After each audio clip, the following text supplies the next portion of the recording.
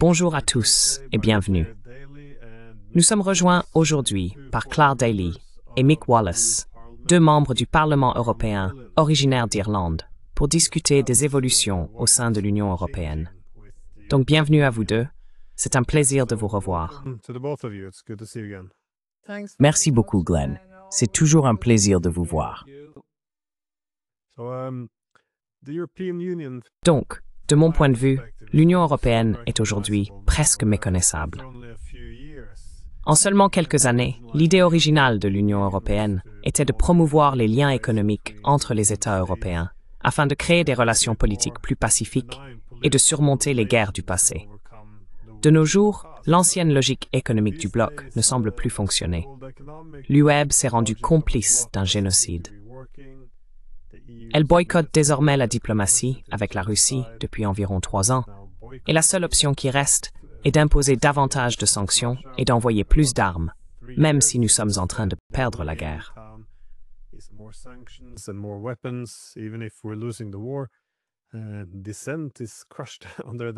La dissidence est écrasée sous prétexte de lutter contre la désinformation et la propagande, et une grande partie de cela semble s'être produite sous l'argument de l'UE qu'elle s'affirme comme une puissance géopolitique.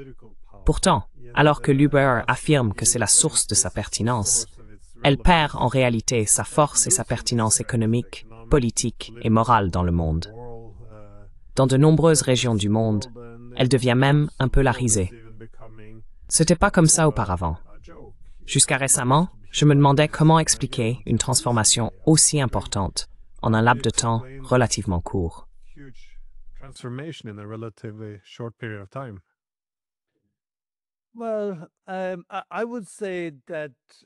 Eh bien, je dirais que la transformation n'est pas aussi spectaculaire que vous semblez le penser.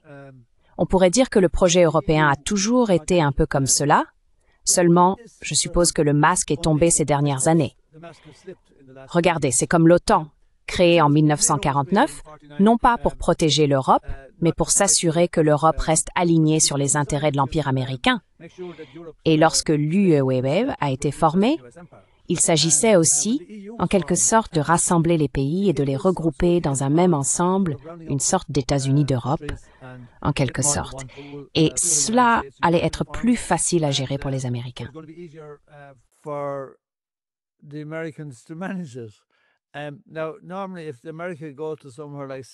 Normalement, quand l'Amérique intervient dans un pays comme la Syrie, elle essaye de le fragmenter pour mieux le contrôler. Mais en Europe, je pense qu'ils ont voulu rassembler tous les États dans un même ensemble afin qu'ils suivent tous la même ligne, et une ligne fortement alignée sur les intérêts de l'Empire américain. Et cela dure depuis longtemps.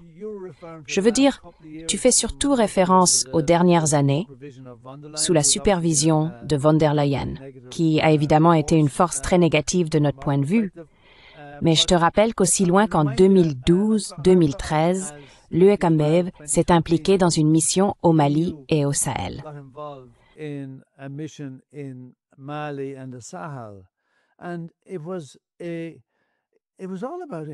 Et tout cela tournait autour de l'impérialisme et du néocolonialisme. À l'époque déjà, nous dépensions de l'argent et évidemment les Français étaient plus directement impliqués. Mais ce projet entier était insensé et nous y consacrions énormément d'argent. Donc, l'Europe n'a pas tant changé que ça ces derniers temps. Cela dure depuis un moment. Et je suppose que pour nous et pour vous aussi, comme nous le savons bien, la guerre en Ukraine a été un véritable électrochoc, même si ça n'a pas vraiment été un pour la personne moyenne en Europe, car les médias ont très bien réussi à gérer le récit sur l'Ukraine.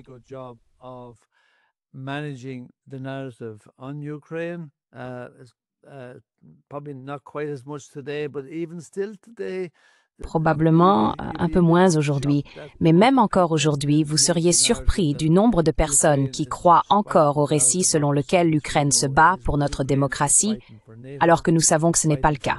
L'Ukraine se bat pour l'OTAN, elle se bat pour l'impérialisme occidental, et ils sont en mode autodestruction, mais c'est un autre sujet, n'est-ce pas? Mais je suppose que Gaza, plus que d'autres choses, les a révélés pour ce qu'ils sont vraiment, étant donné qu'ils ont soutenu le génocide à 100%. Il n'y a pas eu un mot négatif à l'égard d'Israël. Rien n'a été fait.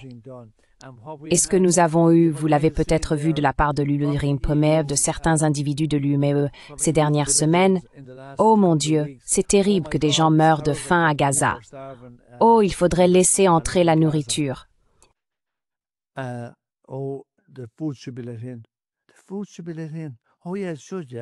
nourriture devrait être laissée entrer. Oh oui, elle le devrait, oui. Mais je veux dire, pourquoi avons-nous simplement continué à leur donner des bombes pour les détruire pendant tant de mois jusqu'à présent? Je veux dire, il y a eu beaucoup de libéraux qui sont sortis en disant « Oh, ce n'est pas suffisant », parce qu'ils commencent en fait à lire le message selon lequel les gens sont absolument choqués par ce qu'ils voient à Gaza. Et l'UME a été à la traîne, puisqu'elle a soutenu le projet sioniste depuis le début, et ce n'était pas si évident il y a quelques années. Mais c'est en réalité le cas depuis longtemps. Mais maintenant, on voit ces types sortir en disant « Oh mon Dieu, peut-être qu'on ne devrait pas les affamer. » Mais on continuera à leur donner des bombes et on continuera à détruire leurs maisons.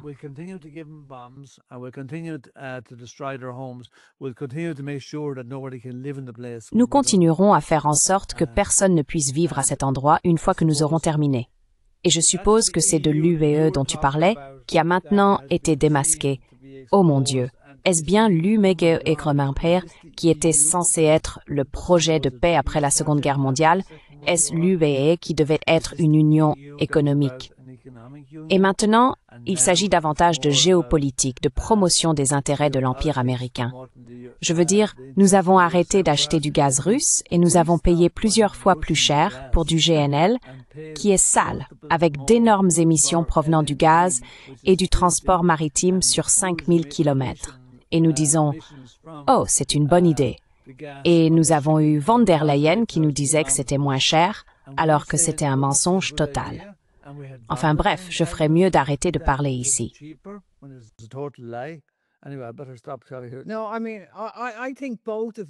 Non, je veux dire, je pense que vous avez tous les deux raison en fait. Je veux dire, je pense que Mick a raison en disant que ce que nous voyons maintenant, c'est le masque qui tombe. Et tout ce que tu as décrit au début, Glenn, est absolument choquant dans le contexte de la propagande que l'UME a déversée depuis sa création, à savoir que c'était un rapprochement de pays pour promouvoir leurs intérêts économiques, que c'était, comme l'a dit Mick, un projet de paix après la Seconde Guerre mondiale. Et puis, quand ils ont évolué vers une sorte de finalité géopolitique, eh bien, nous n'avons pas d'intérêt, nous avons des valeurs. Et quand nous allons ailleurs, nous y allons avec nos valeurs. Et pour être honnête, nous avons eu la chance, grâce à nos fonctions parlementaires, de pouvoir voyager dans de nombreux pays. Et c'est vrai, les pays qui ont été colonisés par l'Europe, et nous connaissons les ravages qui ont été causés. Beaucoup de personnes dans ces pays diraient « Eh bien, au moins, les Européens ont laissé quelque chose. »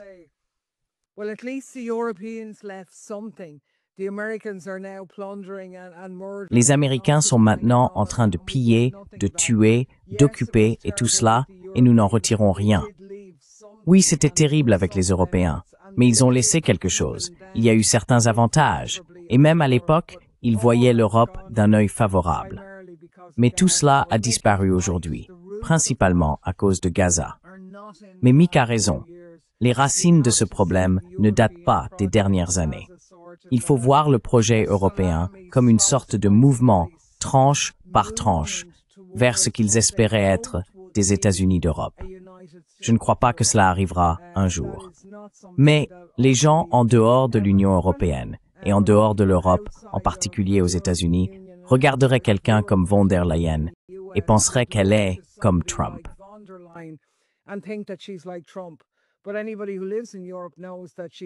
Mais toute personne vivant en Europe sait qu'elle est insignifiante. C'est une bureaucrate non élue à la tête de la Commission européenne. Donc ils n'ont jamais obtenu gain de cause à ce sujet. Mais grâce au traité de Lisbonne, et en adoptant une sorte de rôle juridique dans les affaires étrangères, par la création par exemple du poste de haut représentant, Ils auraient une politique étrangère commune. Cela n'a jamais été censé se passer ainsi. C'est la direction prise.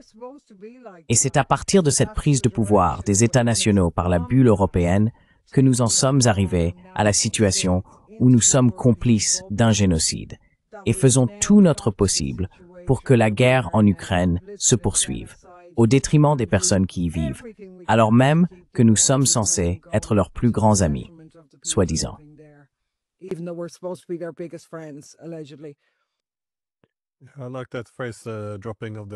J'aime bien cette expression, la chute du voile libéral, parce que beaucoup de politiques ont été assez cohérentes, je suppose.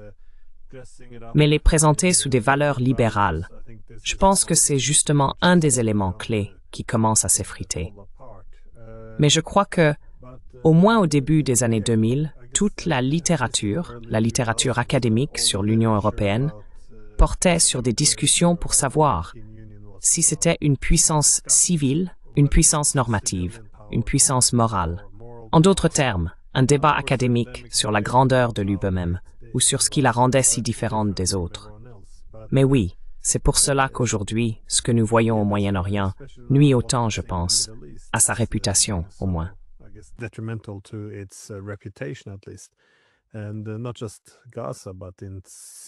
Et il ne s'agit pas seulement de Gaza, mais aussi de la Syrie, lorsque les massacres ont commencé et que l'UME est effectivement intervenu et, a commencé à accuser les Alaouites d'être massacrés, de provoquer le gouvernement, ce qui, vous savez, sous Jolani, c'est tout de même remarquable que ce soit toujours la même UAREB.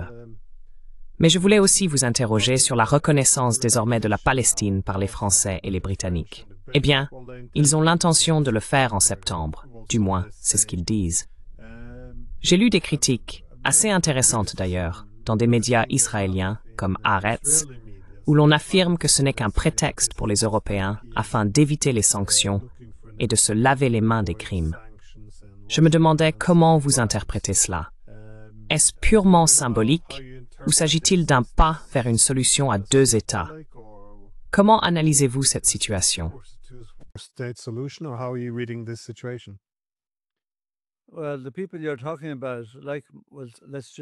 Eh bien, les personnes dont vous parlez, prenons simplement Macron, par exemple. Je veux dire, ces gens ont déjà perdu toute crédibilité. Ils n'en ont plus. C'est le genre de... Je veux dire, du point de vue de la majorité des gens qui suivent la situation, ou si vous vivez réellement en Asie de l'Ouest, cela ne signifie rien, n'est-ce pas? Je veux dire, comme l'a dit Ali Abounima, il a un site palestinien au Canada ou aux États-Unis, je ne sais plus lequel, mais il a dit « À quoi bon reconnaître un État que vous n'aidez même pas à exister ?» Et qu'est-ce que cela signifie? Pourquoi ne pas arrêter le génocide? Lorsque le Hamas a attaqué le 7 octobre 2023, en réponse à de nombreuses années de persécution et d'oppression par le régime israélien, avec le soutien de l'Occident, l'Occident a offert à Israël tout ce qu'il voulait pour riposter contre la population.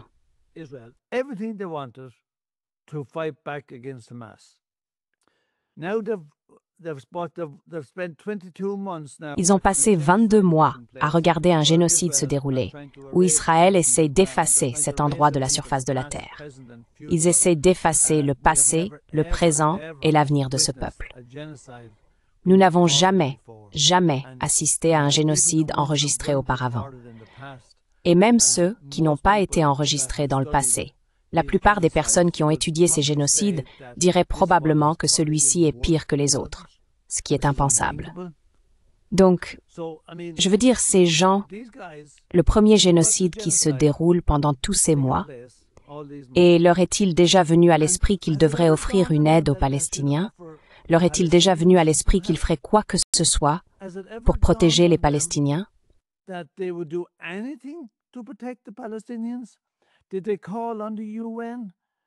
Ont-ils demandé à l'ONU d'envoyer une force de maintien de la paix pour arrêter le massacre? Aucun État membre de l'Union européenne n'a demandé l'envoi d'une force de paix pour arrêter le massacre israélien. De la même manière, aucun État membre de l'Union européenne n'a rompu ses liens commerciaux avec Israël. Si vous voulez empêcher Israël de commettre des crimes de guerre, arrêtez de faire des affaires avec eux et fermez-la, jusqu'à ce que vous cessiez réellement de commercer avec eux. Parce que vous ne faites que dire des absurdités. Tant que vous faites des affaires avec eux, c'est tout ce qui les intéresse, et ils ne changeront rien tant que vous continuerez à commercer avec eux. C'est pareil qu'avec l'Afrique du Sud.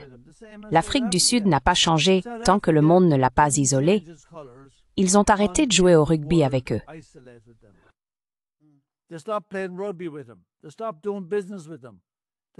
Ils ont cessé de faire des affaires avec eux. Ils ont cessé toute relation avec eux. Et puis l'Afrique du Sud a dit, vous savez quoi? Nous allons devoir mettre fin à cet apartheid. Évidemment, cela ne s'est pas complètement terminé et tout n'est pas parfait, mais c'était un changement énorme. Mais ce changement n'est pas arrivé parce qu'ils sont soudainement devenus gentils avec nous. C'est parce que la communauté internationale les a isolés. Et la communauté internationale n'a rien fait pour isoler Israël. Rien du tout. Et si Macron veut reconnaître la Palestine en septembre, ou quelques autres aussi, même Starmer, c'est absolu, je ferais mieux de ne pas commencer, n'est-ce pas? Mais quelle déception, cet individu.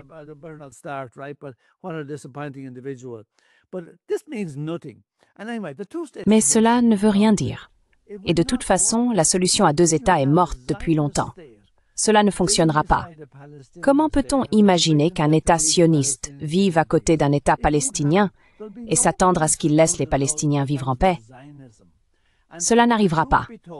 Il n'y aura pas de paix tant qu'il y aura le sionisme. Et pour dire la vérité, la seule solution pour l'avenir est une solution à un seul État où tout le monde, qu'il soit musulman, juif, chrétien ou peu importe, tout le monde puisse vivre sur la terre entre le fleuve et la mer et vivre en paix avec les droits humains et l'égalité pour tous.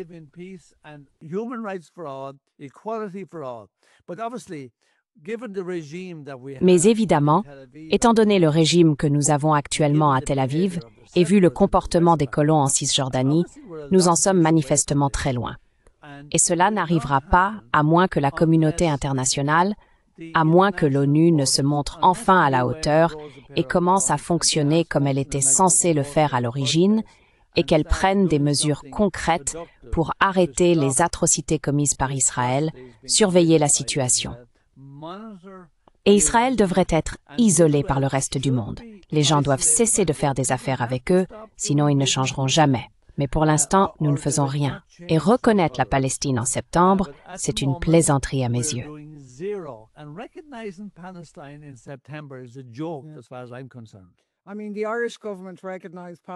Je veux dire, le gouvernement irlandais a reconnu la Palestine l'année dernière avec beaucoup de fanfares. Mais c'était exactement pour les mêmes raisons que celles que vous suggérez aujourd'hui pour les Français et les Britanniques. C'est une couverture pathétique pour leur complicité dans cette situation. Et même en Irlande, où les gens disent « Oh, le gouvernement irlandais est très bien. Le gouvernement irlandais est très bon pour la rhétorique en faveur de la Palestine. » Mais en réalité, alors qu'ils tiennent un beau discours sur les droits des Palestiniens, la Banque centrale irlandaise vend des obligations israéliennes pour soutenir l'effort de guerre. Nous avons augmenté nos ventes de biens à double usage à Israël, et en ce sens, nous sommes également complices.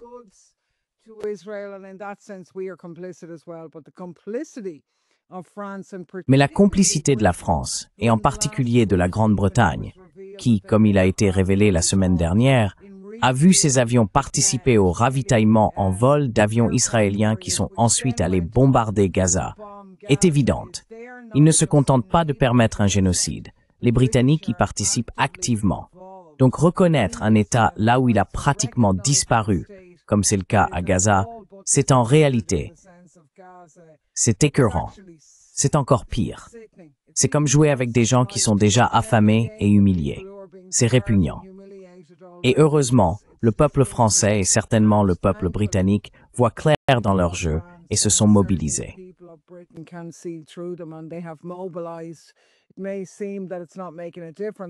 Il peut sembler que cela ne change rien, mais ils se sont mobilisés par millions pour arrêter cela.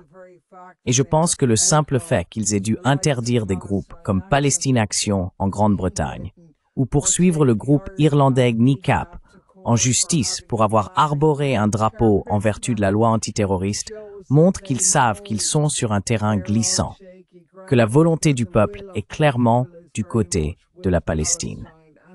Les actions du BDS et le sabotage auquel Palestine Action a participé peuvent devenir un exemple à suivre. Et comme l'a dit Mick, la seule façon d'y mettre fin est de les isoler. Arrêter de faire affaire avec eux, boycotter, désinvestir, sanctionner. C'est tout. Point final.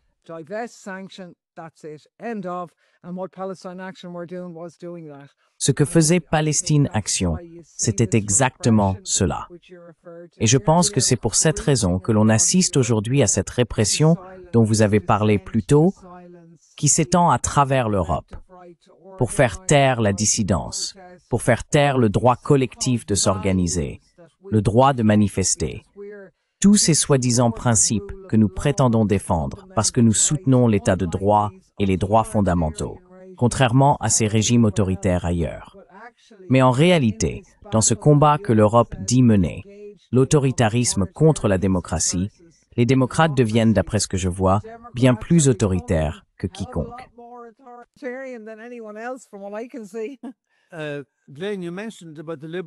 Glenn, tu as mentionné les libéraux tout à l'heure, n'est-ce pas? Je veux dire, de notre point de vue, nous voyons les libéraux comme étant incroyablement complices de ce mouvement. Ils ont été complices au sein du Parti démocrate en Amérique, où aujourd'hui les démocrates et les républicains, probablement depuis des décennies, probablement depuis l'époque de Clinton, sont presque indiscernables. Mais partout en Europe aujourd'hui, lorsque nous étions au Parlement européen, nous avions les soi-disant SND, nous avions les Verts, et nous avions la plupart de notre propre groupe de gauche, les soi-disant libéraux, et la moitié d'entre vous étiez considérés comme libéraux. En fait, vous aimez tous vous qualifier de libéraux.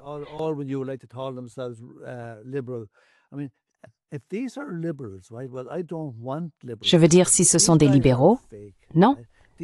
Eh bien, je veux pas de libéraux, tu vois. Ces types sont des imposteurs, non? Ils font semblant de se soucier du fait que les gens soient bien traités. Mais tu sais quoi?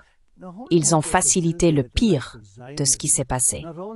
Non seulement ils ont facilité des choses comme le sionisme, non seulement ils ont facilité les atrocités commises depuis 100 ans par l'Empire américain, mais aujourd'hui ils sont complices du fonctionnement de l'impérialisme financier à travers le Sud global, les ravages que nous continuons de perpétrer. Je veux dire, ils sont complices d'avoir permis au néolibéralisme de s'implanter dans tous nos États européens.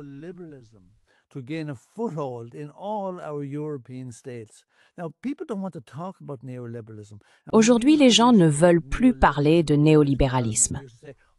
Et quand nous évoquions le mot néolibéralisme au Parlement irlandais, ils disaient « Oh mon Dieu, ne reparle pas encore de néolibéralisme ».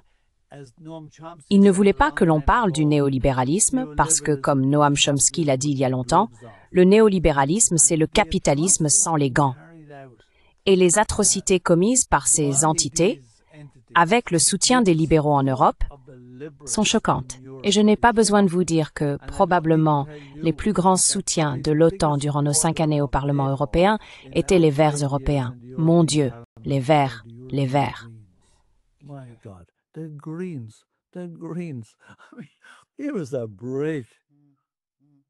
C'était une rupture. Il y a quelque chose de très trompeur, en général, quand tous ces dirigeants disent « Eh bien, nous faisons tout ce que nous pouvons pour mettre la pression sur Netanyahou, afin qu'il prenne en compte les droits humanitaires. » Tout en semblant faire, tout sauf arrêter, réellement l'envoi des armes qui les tuent. On a l'impression que ce sont des pyromanes qui se font passer pour des pompiers. C'est très étrange à observer. Je voudrais simplement déplacer un peu la discussion vers nos guerres ici en Europe, car pendant de nombreuses années, les Européens semblaient jouer le rôle de force modératrice face aux Américains. C'est-à-dire que les Américains poussaient toujours un peu plus vers le militarisme, tandis que l'Union européenne restait toujours un peu plus prudente.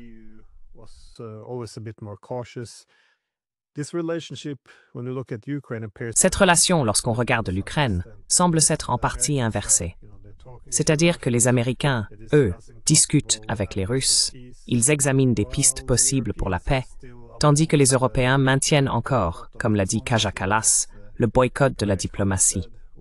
Pourquoi parlerions-nous à Poutine? C'est un criminel de guerre, et nous ne parlons pas aux criminels de guerre. Donc, en somme, il renonce à... Oui, on peut évidemment souligner une certaine hypocrisie ici.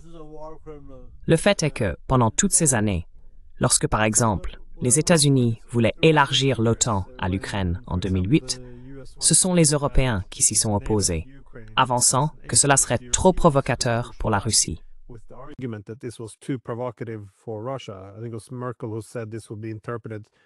Je crois que c'est Merkel qui a dit que cela serait interprété comme une déclaration de guerre. Mais aujourd'hui, bien sûr, on ne peut plus dire cela. C'est de la propagande russe. Maintenant, les mêmes Européens affirment que la Russie n'a jamais été préoccupée par l'OTAN, que ce n'est qu'un argument du Kremlin. Donc, encore une fois, ce sont leurs propres paroles qu'ils renient aujourd'hui. Alors, comment expliquez-vous le refus de l'Europe de tenter de mettre fin à cette guerre?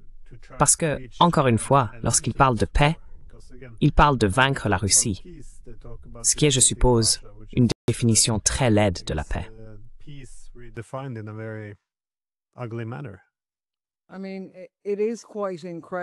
Je veux dire, c'est vraiment incroyable le chemin parcouru.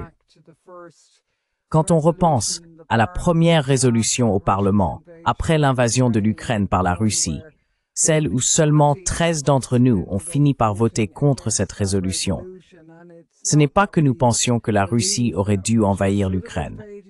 Nous pensons que c'était illégal au regard du droit international.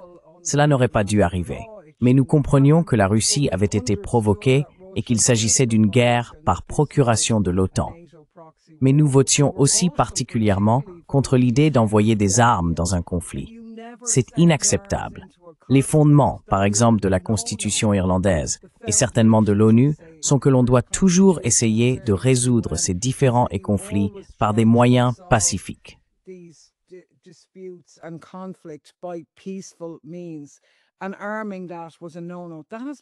Et armer, c'était totalement interdit. C'est maintenant complètement normalisé.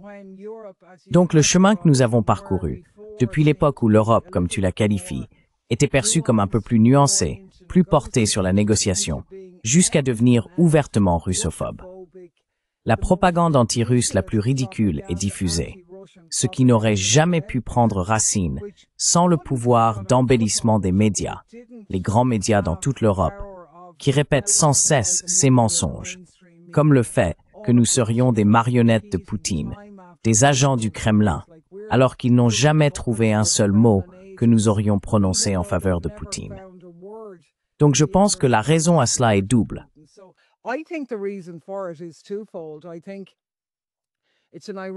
Je pense que c'est un retournement ironique de l'histoire qu'à ce moment précis, nous ayons certains des dirigeants les plus incompétents et les plus faibles au niveau européen et au niveau des États membres. Mais c'est aussi la conséquence d'une sorte de prise de contrôle par le complexe militaro-industriel et l'OTAN qui s'est opéré sur une certaine période. Il y avait, et il existe encore, d'une certaine manière, un certain dialogue au sein de l'Union européenne sur la perspective, par exemple, d'une armée européenne. Traditionnellement et ironiquement, les Britanniques, lorsqu'ils étaient impliqués, parce qu'ils étaient de fervents partisans de l'OTAN et pas pour une autre raison, étaient le principal rempart contre l'armée européenne.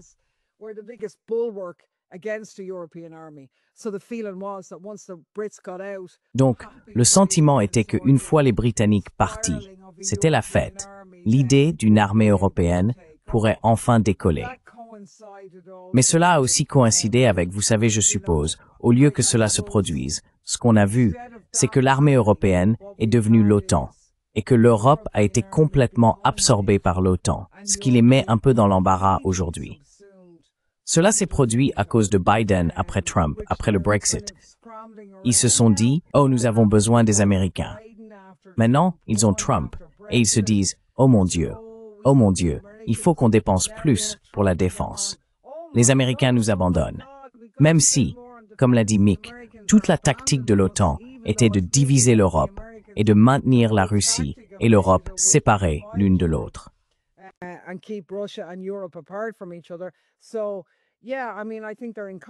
Donc oui, je veux dire, je pense qu'ils sont incompétents Je pense qu'ils sont à la solde du complexe militaro-industriel. Et je trouve vraiment regrettable qu'ils aient abandonné tout rôle qu'ils auraient pu jouer dans la diplomatie. Rôle qu'ils avaient effectivement il y a quelques années, comme tu l'as dit.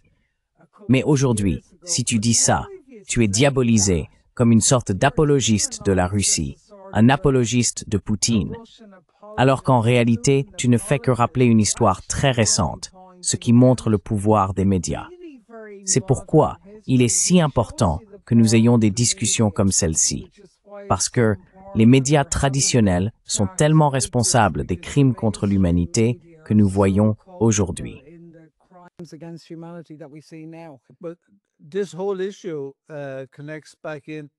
Toute cette question renvoie à la notion même de démocratie. C'en est un excellent exemple, et nous l'avons déjà mentionné, mais à 2 reprises, lors de la première année de la guerre, Claire et moi-même avons proposé un amendement à la résolution sur l'Ukraine. Notre amendement appelait l'UE à exploiter tout son potentiel pour entamer un dialogue diplomatique en vue de mettre fin à la guerre et d'établir la paix. Et chaque fois, 80% des députés européens ont voté contre, 15% se sont abstenus et 5% ont voté pour.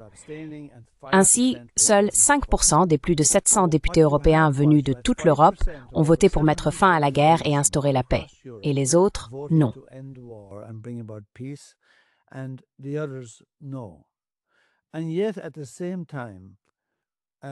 Et pourtant, en même temps, il y a eu un sondage seulement 4 mois après le début de la guerre, en juin 2022, à travers l'Europe, qui montrait que plus de 70% des Européens à ce moment-là voulaient la paix plutôt que de continuer à punir la Russie, car tout cela visait à punir la Russie.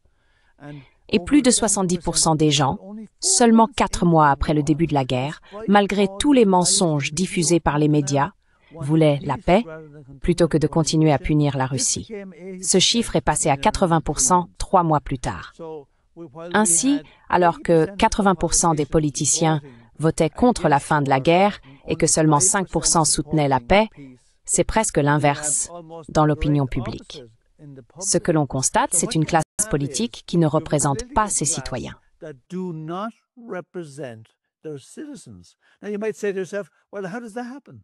Maintenant, vous pourriez vous dire, bon, comment cela se fait-il, étant donné que les citoyens votent? Eh bien, d'accord. Je veux dire, à quoi sert le vote? À quoi sert la démocratie, n'est-ce pas?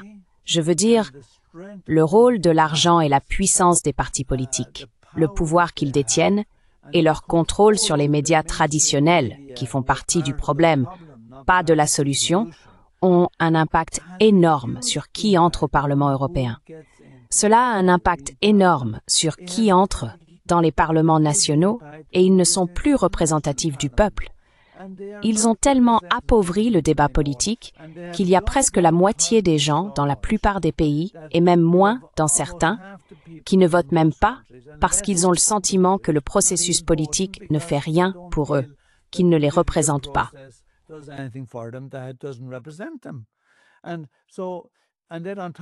Et en plus de cela, je suppose qu'un gros problème est que tandis que les partis établis mobilisent leurs membres les plus fidèles pour aller voter, ils les porteraient jusqu'aux urnes s'il le fallait, ils sont assurés de voter. Les pauvres, qui sont les plus maltraités, ne votent pas parce qu'ils pensent que c'est une perte de temps. Et les jeunes sont désabusés parce qu'ils voient depuis des années et eux non plus ne votent pas. Et ce sont les 2 grands segments car nous avons une énorme proportion de personnes pauvres partout en Europe. La moitié des habitants de l'Irlande, et nous sommes censés être l'un des pays les plus riches du monde, la moitié des Irlandais ont du mal à payer leurs factures à la fin du mois.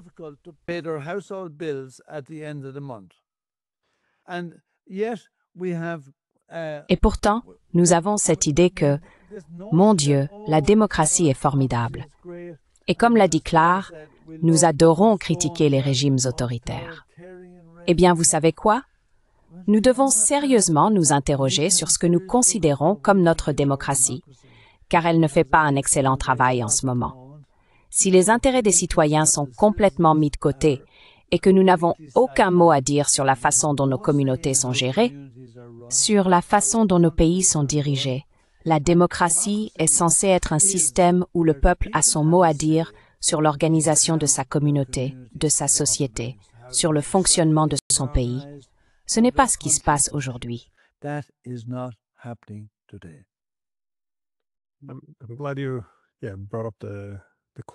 Je suis content que vous ayez abordé la question de la qualité du leadership et de l'état de la démocratie, car cela m'amène parfaitement à ma dernière question, qui porte sur les raisons pour lesquelles la qualité du leadership a autant décliné.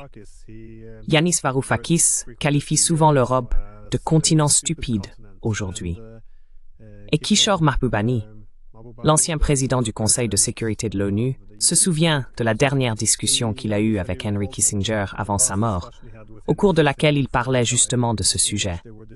Qu'est-ce qui ne va pas avec l'Europe? Ils étaient tous deux d'accord pour dire que la qualité du leadership en Europe s'effondrait, ce qui est une façon polie de dire que nous sommes dirigés par des idiots, j'imagine. Mais aujourd'hui, avec ce récent accord commercial UE-États-Unis et l'absence de réflexion stratégique, on a l'impression d'être gouverné par des slogans émotionnels plutôt que par quelque chose de sensé. Encore une fois, comment expliquer cela? Vous êtes justement les deux personnes qui avaient passé ces dernières années à travailler sur ce sujet.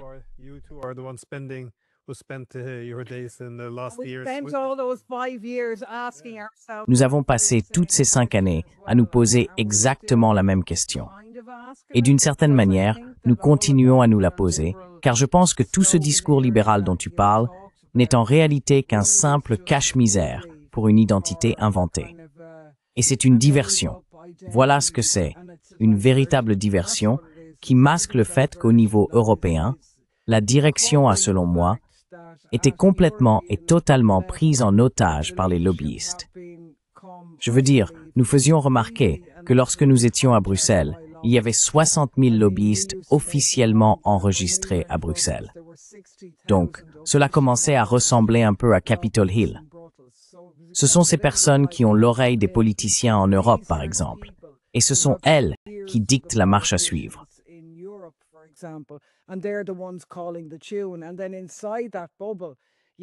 Et puis, à l'intérieur de cette bulle, il y avait, dans les États membres, un leadership très faible qui voulait faire partie de cette bulle. Parce que, vous savez, quand beaucoup de dirigeants au niveau national terminent, nous avions beaucoup de personnes au Parlement européen qui étaient d'anciens chefs des services militaires de leur pays, qui étaient premiers ministres, ministres des Affaires étrangères ou autres. Et ils sont envoyés au Parlement européen comme une sorte de cadeau de retraite.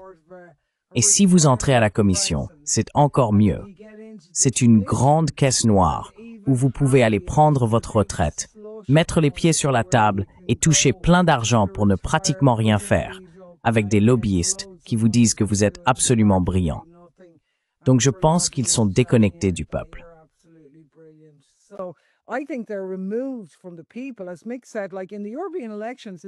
Comme Mick l'a dit, lors des élections européennes, dans certains pays, moins de 30% des gens ont voté, dans environ 7 pays. Donc ce n'est pas représentatif. Les gens sont désabusés. Et pourtant, ils ont assumé ce pouvoir. Dans très peu de pays, les dirigeants nationaux se sont opposés à ce courant dominant européen. Très très peu. Et quand ils l'ont fait, ils ont été diabolisés et, vous savez, insultés. Oh, on déteste Orban, ou peu importe. Ou on déteste Fico. Oh, ils sont terribles. Mais ensuite, on ignore les gens en Bulgarie qui volent la population bulgare parce qu'ils jouent le jeu et disent ce qu'il faut pour l'Europe.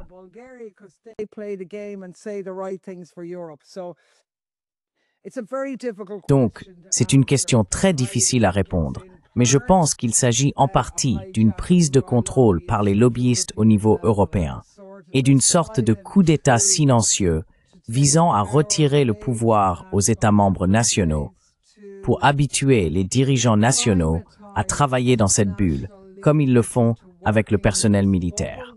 Nous avons un commandement militaire conjoint. Nous sommes tous ensemble. Nous dînons ensemble. Nos épouses et nos maris se connaissent et tout est très convivial. Nous faisons tous partie de la même équipe.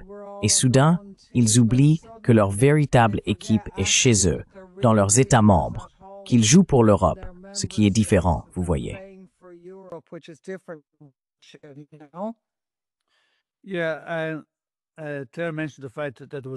Oui, Tara a mentionné le fait qu'il y avait plus de 60 000 lobbyistes enregistrés rien qu'à Bruxelles. Je veux dire, c'est un chiffre choquant. Il y avait 705 députés européens, 705, et 60 000 lobbyistes. Et vous savez quoi? S'ils n'étaient pas efficaces, ils seraient rapidement licenciés. Donc ils doivent bien s'en sortir et avoir un impact. Mais laissez-moi vous assurer que pendant mes 5 années au Parlement, aucun lobbyiste n'est jamais venu dans mon bureau. Je ne comprends pas vraiment pourquoi, mais je n'ai rien vu de tout cela. Mais en ce qui concerne la représentation et ce qui est arrivé à la direction et tout ça, n'est-ce pas? Je veux dire, la Grande-Bretagne en est un excellent exemple. Vous avez failli avoir Starmer élu en 2017, ou plutôt Corbyn, pardon, élu en 2017. Et c'est son propre parti plus que tout le reste qui l'en a empêché.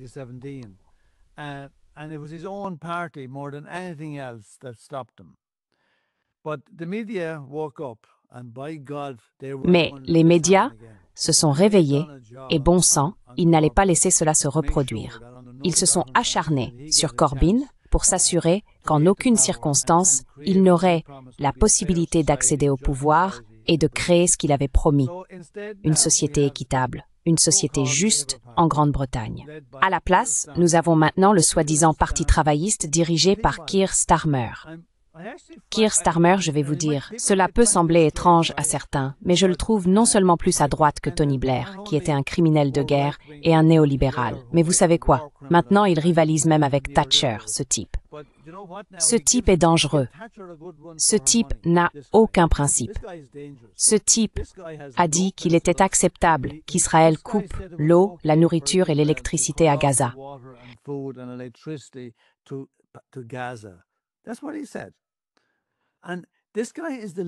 C'est ce qu'il a dit. Et ce type est le chef du soi-disant Parti travailliste en Grande-Bretagne. Alors, comment en est-il arrivé là? Je veux dire, comment a-t-il réussi à gagner cette élection? Eh bien, vous savez quoi? Les médias traditionnels ont joué un rôle énorme. Et cela nous ramène à une autre question. Comment les médias traditionnels sont-ils devenus aussi complices de l'agenda impérialiste au service des intérêts de l'Empire américain? Eh bien, il faut savoir que les Américains ont énormément investi pour avoir un rôle de gestion sur les médias partout en Europe. Ils investissent massivement dans nos universités. Ces gens-là ne préparent rien de bon. Nous avons vu la National Endowment for Democracy se vanter de dépenser 200 millions par an pour promouvoir les médias indépendants en Europe.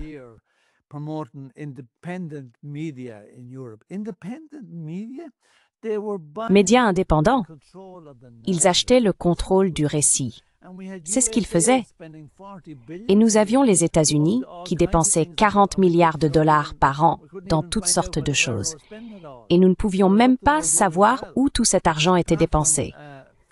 Mais cela ne servait pas à de bonnes causes non plus, en dehors du financement d'ONG dans des endroits comme la Géorgie, conçus pour déstabiliser le pays afin de s'assurer qu'il rejoigne le camp occidental, plutôt que d'entretenir de bonnes relations avec la Russie.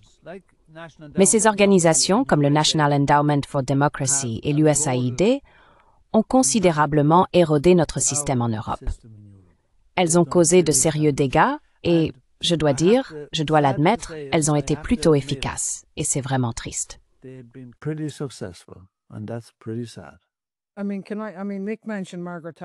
Je veux dire, Mick a mentionné Margaret Thatcher. Et je pense que c'est un très bon exemple. Parce que Thatcher et Reagan, qui étaient en réalité des sionistes et qui étaient incroyablement conservateurs, loin d'être des amis des travailleurs ou des gens ordinaires, ont tous deux imposé des embargos sur les armes à Israël pendant des années, plus d'une décennie, en réponse à la guerre du Liban.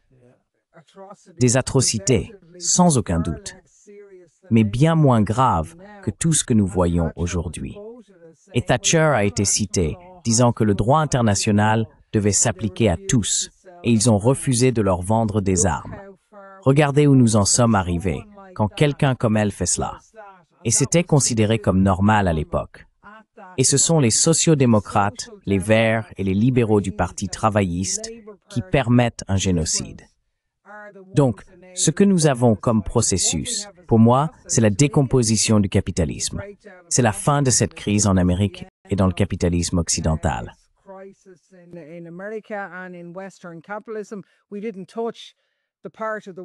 Nous n'avons pas abordé la partie du monde où vit la majorité de la population mondiale, là où une nouvelle ère se lève, si l'on veut, là où nous avons une alliance en dehors de l'Empire et des anciens pays coloniaux d'Europe, là où vit la majorité des habitants de la planète.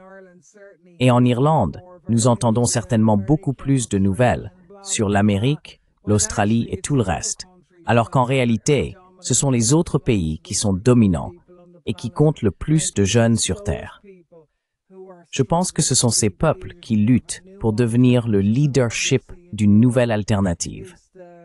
Et ce que nous voyons en Europe, c'est la dégénérescence d'un vieil empire qui a largement dépassé sa date de péremption et qui n'arrive même plus à se redresser, comme un seigneur d'un vieux château rongé par la gangrène ou quelque chose du genre. Je ne sais pas.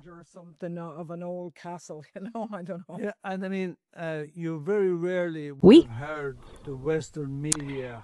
Et je veux dire, il était très rare d'entendre les médias occidentaux souligner le fait que les pays représentant 80% de la population mondiale n'ont pas soutenu les sanctions contre la Russie. Ils ne les ont pas soutenues. Ils ont dit non, nous restons neutres. Nous ne participons pas à cela. Et ils étaient intimidés par les Américains, ils étaient intimidés par les Européens. Mais des pays regroupant plus de 80% de la population mondiale ont dit non, nous n'irons pas dans cette direction. Les choses changent.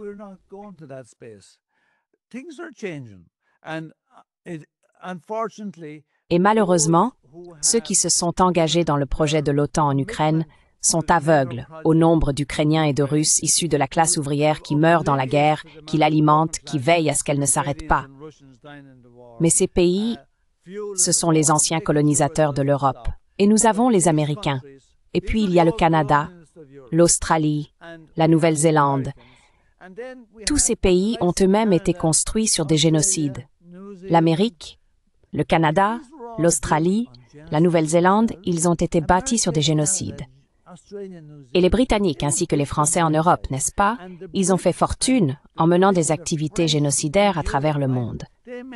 Il n'est donc pas étonnant qu'ils n'aient pas foutrement bougé d'un pouce.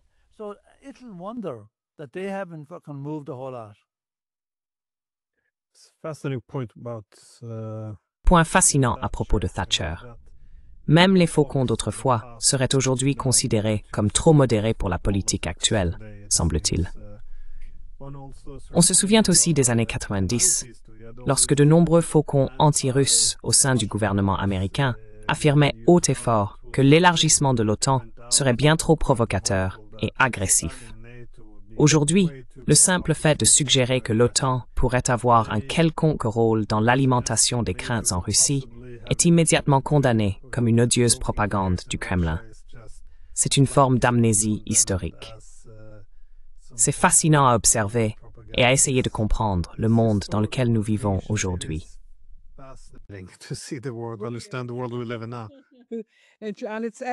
Et c'est omniprésent partout. Je pense que tout le monde se débat avec les mêmes questions que celles auxquelles nous faisons face ici. Et c'est pourquoi il y a l'aliénation vis-à-vis de la politique que nous constatons aujourd'hui.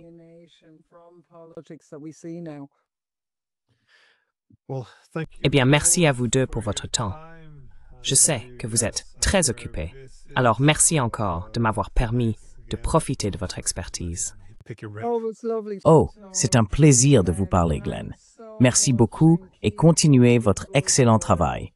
Avec un peu de chance, nous nous verrons en Norvège en septembre. Eh bien, oui, absolument. On se voit à ce moment-là.